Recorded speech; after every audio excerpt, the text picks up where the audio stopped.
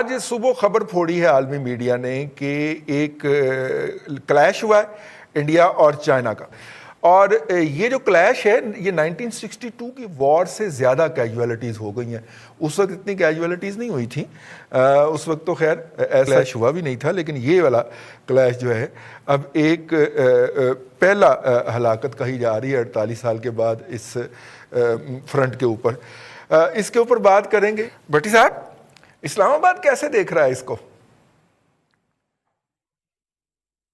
دیکھیں رضوان صاحب، یہ جب مودی کی بات ہوتی ہے اور مختلف اسٹیبلشمنٹ کے اندر اور اجیت دیول سے لے کر جو ہے وہ وپن راوت تک، تو ہم تھوڑے سے جذباتی ہو جاتے ہیں. یہ ایسا نہیں ہے کہ یہ اسٹریٹجک کوئی انہوں نے ڈیسیجن لے لیا اچانک اور یہ وہ.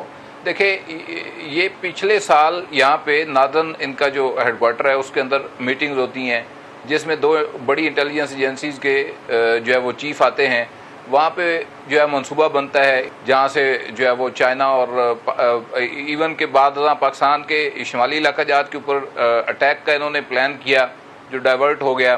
تو فائنلی یہ لداخ کا جو واقعہ ہے جو چین نے آگے بڑھا ہے، ان کے جو سٹرکچرز ہیں اس کو بیس بنا کے انہوں نے ان کا علاقہ کیپچر کیا، جس کو یہ اب واپس لینا چاہتے تھے. دونوں طرف ویسے ہلاکتے ہیں.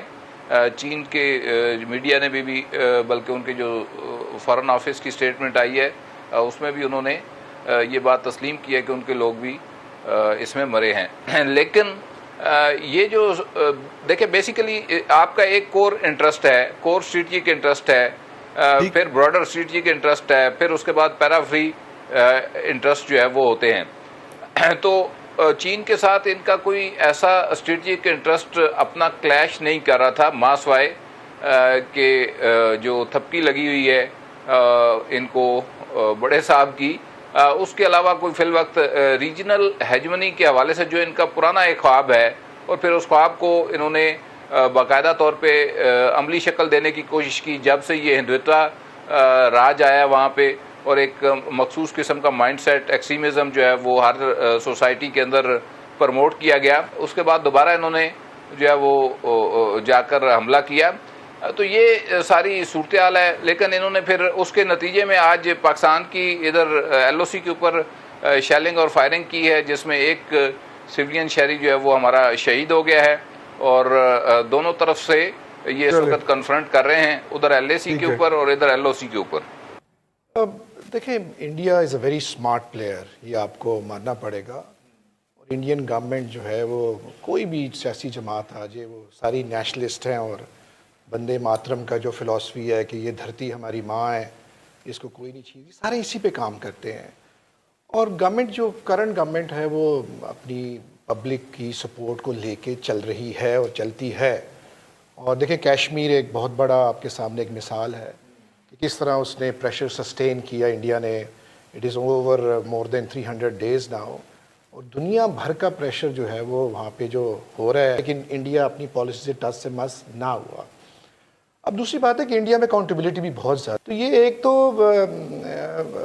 پتہ نہیں یہ نان ڈپلومیٹک میری اسٹیٹمنٹ ہے، ایک تو یہ اچھا ہو گیا کہ ان کا ٹکراؤ جو ہے یہ وہاں پہ ہو گیا ہے، اور ایک تکڑے بندے کے ساتھ ان کا، تکڑے ملک کے ساتھ ان کا ایک وہاں پہ متھا لگا ہے.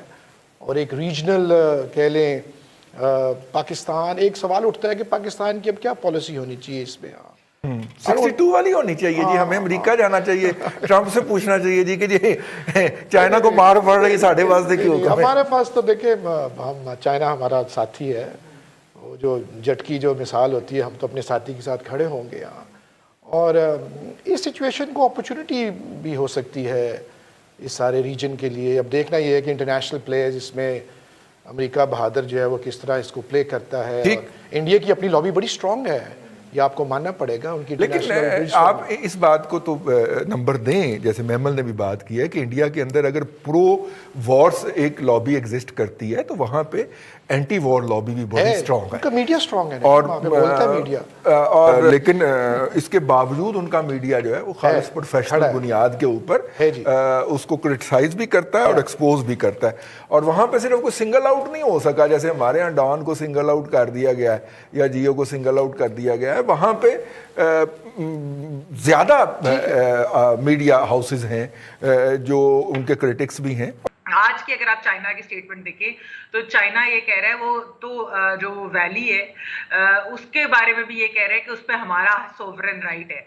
तो एक तो ये भी चीज़ है। दूसरा, अगर आपने एक स्टेटमेंट पढ़ी हो, उनके एडिटर इन चीफ है ग्लोबल टाइम्स के चाइनीज, उन्होंने कहा है कि मैं भारतीय साइड को ये बताना, और जो कि बड़े इन्फ्लुएंशियल है, जाहिर बात है, he is close to the Chinese government also. उन्होंने कहा है कि मैं भारतीय साइड को ये कहना चाहता हूँ कि आप मगरूर ना हो और चाइना ने जो रिस्ट्रेंट अभी तक शो किया है उसको हमारे आप वीकनेस ना समझें। और चाइना इंडिया के भारत के साथ जो है वो कोई क्लैश नहीं चाहता, लेकिन हमें डर है कि ऐसा कुछ हो जाएगा। तो ये भी एक बड़ी इंपॉर्टेंट चीज है। जहां तक आपने पाकिस्तान और वो सारी बात की, देखिए आज पाकिस्तान की आला फौजी क़यादत जो है वो एक इमरजेंसी मीटिंग उन्होंने की है इस पूरी सिचुएशन के ऊपर।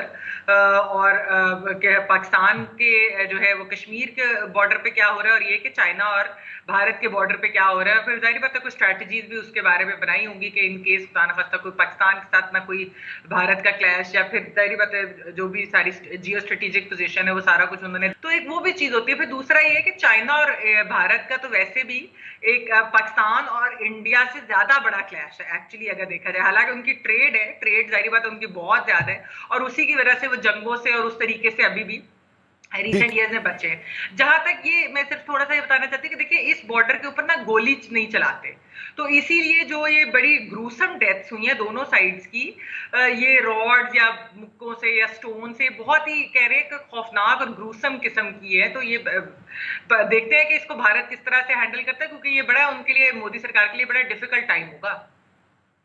ठीक है जी।